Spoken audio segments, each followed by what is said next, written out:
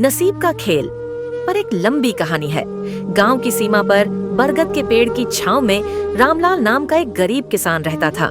रामलाल मेहनती और ईमानदार था, लेकिन उसका नसीब हमेशा उससे रूठा रहता था। उसकी छोटी सी जमीन बंजर थी और हर फसल या तो सूखे की भेंट चढ़ जाती या फिर बेमौसम बरसात उसे बर्बाद कर देती। रामलाल और उसकी पत्नी सीता बड़ी मुश्किल से अपना गुजारा करते थे। उनके 2 बच्चे थे, मोहन और सोहन, जिनकी आंखें हमेशा सूखे निवाले और फटे कपड़ों के लिए तरसती थीं। रामलाल दिन भर खेतों में पत्थर तोड़ता या दूसरों के खेतों में मजदूरी करता और शाम को खाली हाथ घर लौट आता। सीता भी घर के कामों के साथ साथ दूसरों के घरों में बर्तन साफ करके कुछ पैसे जुटाती थी। एक दिन गांव में एक साधु आए। वे बरगद के पेड़ के नीचे धूनी रमाकर बैठे और लोगों को ज्ञान की बातें बताने लगे। रामलाल भी अक्सर उनके पास जाकर बैठता और अपनी किस्मत की शिकायत करता। साधु उसकी बातें ध्यान से सुनते और कहते, कर्म करते जाओ बेटा, नसीब तो एक पहिए की तरह है जो कभी ऊपर होता है तो कभी नीचे। रामलाल को साधु की बातों पर ज्यादा भरोसा नहीं था। उसे लगता था कि उसका नसीब तो बस नीचे ही रहने के लिए बना है। फिर भी वह अपनी मेहनत में कोई कसर नहीं छोड़ता था। एक बार गांव में खबर फैली कि राजा के सिपाही चोरों के एक गिरोह को पकड़ने के लिए जंगल में गए हैं और उन्होंने वहां एक खजाना छिपा हुआ देखा है। यह भी अफवाह थी कि जो कोई भी उस खजाने को ढूंढ निकालेगा वह रातों रात अमीर हो जाएगा। गांव के कई लोग खजाने की तलाश में जंगल की ओर निकल पड़े। रामलाल भी अपने दोस्तों के कहने पर एक उम्मीद की किरण के साथ जंगल गया। उसने कई दिन जंगल में भटकते हुए बिताए, पत्थरों और झाड़ियों को छान मारा, लेकिन उसे कुछ नहीं मिला। थक हारकर वह निराश होकर घर लौटने ही वाला था कि उसे एक पुरानी गुफा दिखाई दी। गुफा का मुहाना पत्थरों से ढका हुआ था, लेकिन रामलाल ने हिम्मत नहीं हारी। उसने घंटों तक पत्थरों को हटाया और आखिरकार गुफा के अंदर दाखिल हुआ। गुफा के अंदर अंधेरा था, लेकिन जैसे ही रामलाल ने अपनी मशाल जलाई, उसकी आंखें फटी रह गईं। गुफा के एक कोने में सोने चांदी के सिक्कों और जवाहरातों का ढेर लगा हुआ था। रामलाल को अपनी आंखों पर विश्वास नहीं हो रहा था। क्या यह सच था? क्या उसका नसीब आखिरकार बदल गया था? उसने जल्दी से कुछ सिक्के और जवाहरात अपनी पोटली में भरे और घर की ओर भागा। घर पहुंचकर उसने सीता को सब कुछ बताया। सीता भी खुशी से रो पड़ी। उनकी बरसों की गरीबी आखिरकार दूर होने वाली थी। अगले दिन रामलाल और सीता ने गांव के लोगों को खजाने के बारे में बताया। कुछ लोग तो उनकी किस्मत पर हैरान थे, वहीं कुछ लोग उनसे जलने लगे। धीरे धीरे यह खबर राजा तक भी पहुंच गई। राजा ने रामलाल को दरबार में बुलवाया। रामलाल डरते डरते दरबार में पेश हुआ। राजा ने उससे खजाने के बारे में पूछा। रामलाल ने ईमानदारी से सब कुछ बता दिया। राजा रामलाल की ईमानदारी और सादगी से बहुत प्रभावित हुए। उन्होंने न केवल रामलाल को खजाने का एक बड़ा हिस्सा दिया, बल्कि उसे गांव का मुखिया भी बना दिया। अब रामलाल का जीवन पूरी तरह से बदल गया था। वह अब गरीब किसान नहीं, बल्कि एक धनी और सम्मानित व्यक्ति था। उसने अपने बच्चों को अच्छी शिक्षा दिलाई और गांव के विकास के लिए कई काम किए। लेकिन इस बदलाव के बावजूद रामलाल कभी भी अपने पुराने दिनों को नहीं भूला। वह हमेशा गरीबों और जरूरतमंदों की मदद करता था। उसे याद था कि कैसे कभी वह भी दूसरों की दया पर निर्भर था। एक दिन रामलाल फिर से उसी बरगद के पेड़ के नीचे बैठा हुआ था, जहां कभी वह साधु से अपनी किस्मत की शिकायत करता था। तभी उसे साधु फिर से दिखाई दिए। साधु ने मुस्कुराते हुए कहा, देखा बेटा, मैंने कहा था ना कि नसीब एक पहिए की तरह है। कर्म करते रहो और एक दिन वह जरूर घूमेगा। रामलाल ने साधु के चरणों में झुककर प्रणाम किया। उसे समझ आ गया था कि मेहनत और ईमानदारी कभी बेकार नहीं जाती। भले ही नसीब का खेल कभी मुश्किल लगे, लेकिन सच्चे कर्म और उम्मीद का दामन थामे रहने से किस्मत भी बदल सकती है। इस कहानी से यही सीख मिलती है कि हमें कभी भी हार नहीं माननी चाहिए और हमेशा अपने कर्मों पर विश्वास रखना चाहिए। नसीब कब पलटेगा यह कोई नहीं जानता, लेकिन मेहनत का फल हमेशा मीठा होता है। नसीब का खेल के विषय पर एक राजा की लंबी कहानी है। किसी दूर देश में एक प्रतापी राजा राज करते थे। जिनका नाम सूर्यसेन था। राजा सूर्यसेन बुद्धिमान, न्यायप्रिय और अपनी प्रजा के लिए समर्पित थे। उनके राज्य में सुख, शांति और समृद्धि थी। राजा के पास हर तरह की सुख सुविधाएं थीं, लेकिन उनके मन में एक गहरा दुख था। उनकी कोई संतान नहीं थी। रानी चंद्रिका भी नेक और सुशील थीं, और वे भी मां बनने की गहरी इच्छा रखती थीं।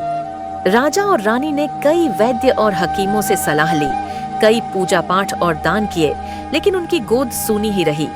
एक दिन राजा शिकार के लिए जंगल गए। जंगल में भटकते हुए वे एक बूढ़े तपस्वी से मिले। तपस्वी शांत और तेजस्वी थे। राजा ने उन्हें प्रणाम किया और अपनी व्यथा सुनाई। तपस्वी ने राजा की बात ध्यान से सुनी और फिर मुस्कुराते हुए कहा, राजन, चिंता मत करो, तुम्हारे भाग्य में संतान सुख लिखा है, लेकिन तुम्हें थोड़ा धैर्य रखना होगा और याद रखना, नसीब का खेल बड़ा विचित्र होता है।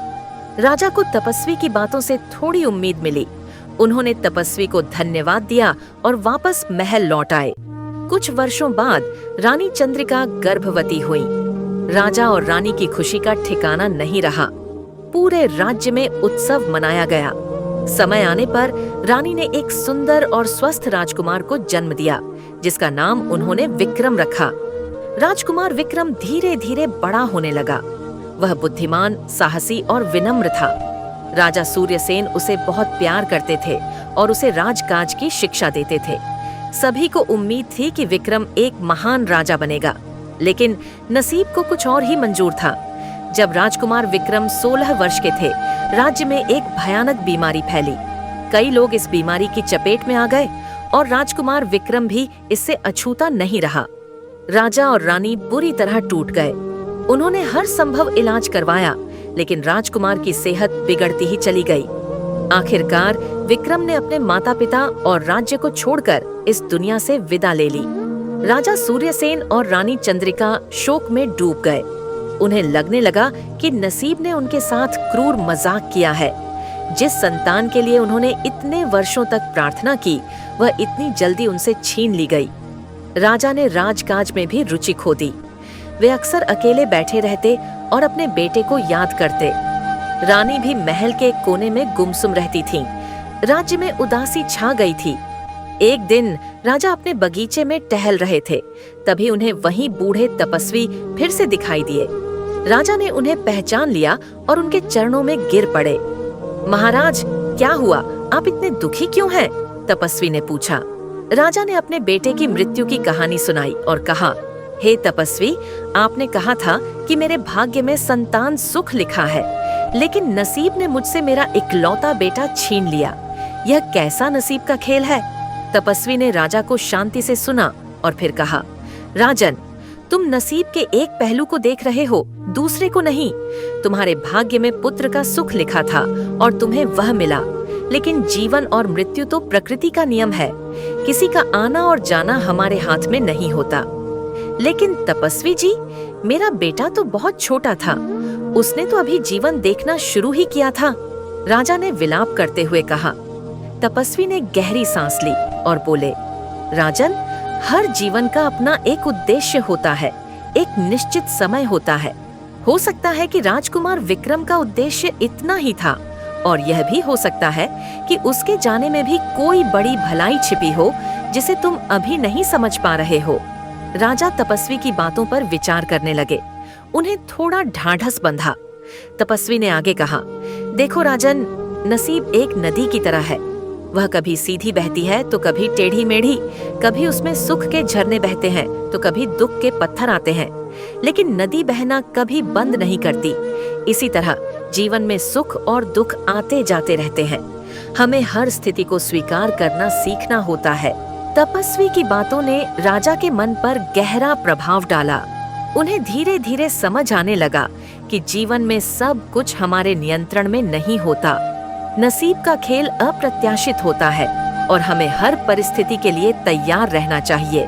राजा ने फिर से राजकाज में ध्यान देना शुरू किया। उन्होंने अपनी प्रजा का और भी अधिक ध्यान रखा। रानी भी धीरे धीरे अपने दुख से उबरने लगी और उन्होंने गरीबों और जरूरतमंदों की सेवा में अपना समय बिताना शुरू कर दिया। कुछ वर्षों बाद राजा सूर्यसेन ने एक योग्य युवक को अपना उत्तराधिकारी चुना और वानप्रस्थ आश्रम में चले गए। रानी भी उनके साथ चली गई। उन्होंने अपना शेष जीवन शांति और संतोष के साथ बिताया। इस कहानी से यही सीख मिलती है कि नसीब का खेल अनूठा होता है। सुख और दुख जीवन के दो पहलू हैं और हमें दोनों को स्वीकार करना सीखना चाहिए। कभी कभी जो हमें बुरा लगता है उसमें भी कोई भलाई छिपी हो सकती है। महत्वपूर्ण यह है कि हम अपने कर्मों पर विश्वास रखें और हर परिस्थिति का सामना धैर्य और साहस के साथ करें। यह एक ऐसा सवाल है जो सदियों से लोगों को परेशान करता रहा है। क्या हम वास्तव में अपने नसीब को बदल सकते हैं? यहाँ कुछ महत्वपूर्ण बातें हैं जिन पर विचार किया जा सकता है। 1. कर्म, एक्शन।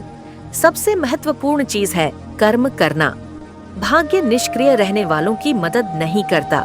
यदि आप कुछ बदलना चाहते हैं तो आपको उसके लिए प्रयास करना होगा।